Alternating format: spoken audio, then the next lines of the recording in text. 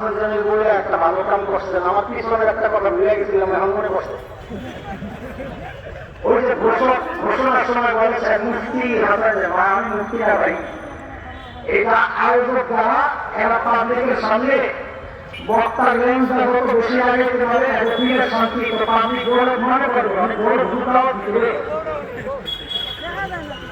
আমি মুফতি না, মাত্রই আমার আমার জীবনে ধারণা শেষে কেউ ভোটরা জিজ্ঞেস করে জীবনে আর আমাদের গৌরবের সামনে আমাদেরকে আল্লাহ কিভাবে বলে আমরা আল্লাহ এখন একটা আমাদের রাস্তাঘাটে আশা হয়ে গেছে কি একটা অবস্থা, যেখানে আল্লাহ ওই করে আল্লাহ আমাদের না লাগাই, যাদের সাথে আল্লাহ লাগে ওই আল্লাহ আমাদের সাথে কেমনে লাগে, তাহলে আপনি কথা বুঝে গেছে।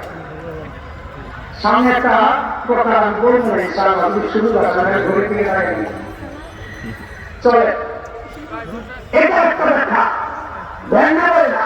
আল্লাহ তার দিন খুলে দেয়, হাজার হুমকি ধমকি হাজার নির্যাতন সে ভেঙে বলে না, আমরা ভেঙে বলে থাকি না ইনশাআল্লাহ। 4 নম্বর ব্যাখ্যা, এটা আমার আলোচনার মূল পয়েন্ট, এটার জন্যই শুরু করেছে এই কথা। 4 নম্বর ব্যাখ্যা, আল্লাহ বলেন আমার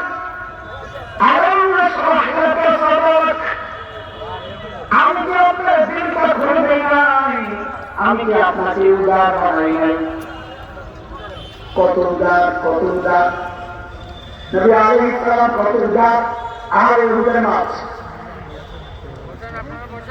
সাহাবা কেরাম পেরেশান, নবী আহত আহত খবর ছড়িয়ে গেছে নবী নাই, আল্লাহ হাবিবের বান্দার শহীদ মাথা ক্ষত,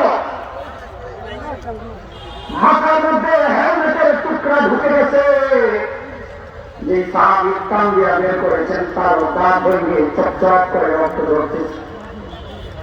এক একজন সাহাবীর শরীরগুলো ক্ষত বিক্ষত, পাথরের আঘাত, বর্ণমের আঘাত, তীরের আঘাত, তলোয়ারের আঘাত, আঘাতে সঞ্চালিত রক্ত ঝরছে, এত ঝরছে।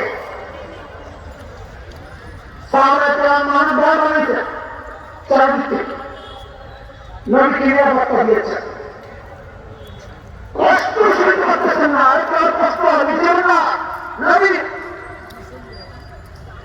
সবাই বলে রাসূলুল্লাহ একটু বদুয়া করেন না, একটু বদুয়া করেন। আল্লাহ হাবিব সাল্লাল্লাহু আলাইহি ওয়াসাল্লাম হাত উঠাইছেন, সাহাবায়ে কেরাম তো খুশি, আর এখন বদুয়া হবে, এখন বদুয়া হবে, খুশি, কাফেররা ধ্বংস হয়ে গেল। রহমতের নবী হাত উঠেছে, কোন নবী? এই শব্দটা বলেন পরে কাজে লাগবে, এই জন্য শব্দটা এখন থেকে বলতে বলতে আঘাত। কোন নবী হাত উঠেছে? রহমতের নবী হাত উঠেছে, হাত উঠায় কি বলতেছে? আল্লাহ এরা আমার উম্মত বুঝে না, এদেরকে হেদায়েত দিয়ে দাও।